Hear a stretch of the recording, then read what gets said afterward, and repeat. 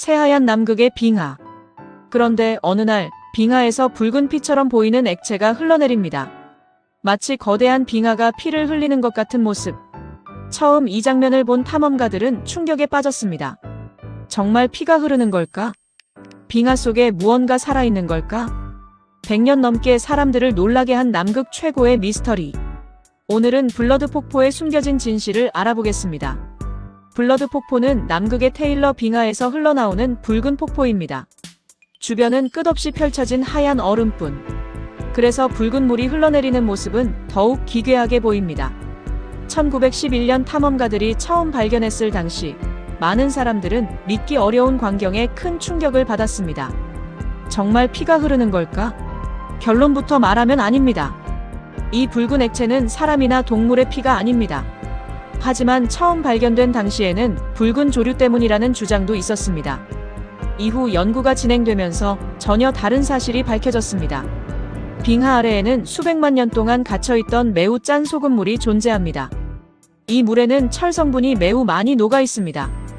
평소에는 산소가 거의 없는 환경에 있다가 빙하 밖으로 나오면서 공기와 만나게 됩니다.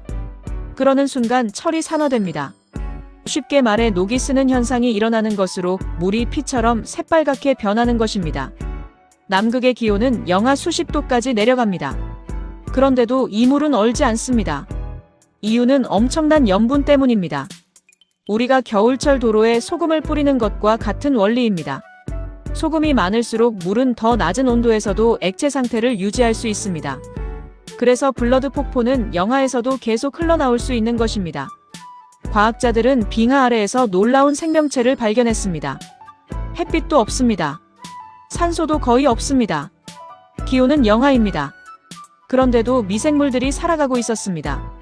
이 미생물은 철과 황성분을 이용해 에너지를 얻으며 살아갑니다. 마치 지구 밖 행성에 있을 법한 생명체처럼 말입니다. 그래서 블러드 폭포는 NASA를 비롯한 과학자들에게 매우 중요한 연구 대상입니다. 왜냐하면 화성이나 목성의 위성 유로파에도 빙하 아래 액체 상태의 물이 있을 가능성이 있기 때문입니다. 블러드 폭포의 미생물이 살아남는 방법을 연구하면 다른 행성에서도 생명체가 존재할 가능성을 예측하는 데 큰 도움이 됩니다. 블러드 폭포는 100년 넘게 원인을 알 수 없는 미스터리였습니다.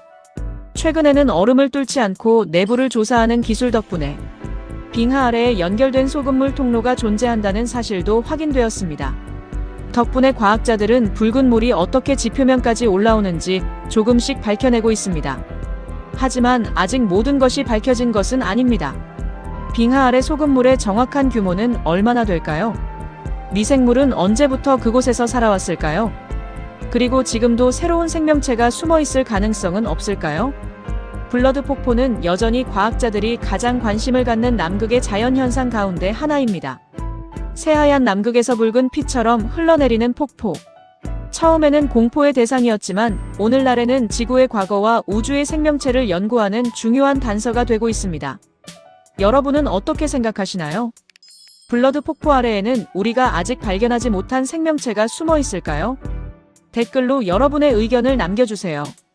다음 시간에도 세상에서 가장 신기한 장소를 함께 여행해 보겠습니다. 구독과 좋아요는 다음 미스터리를 만드는 가장 큰 힘이 됩니다.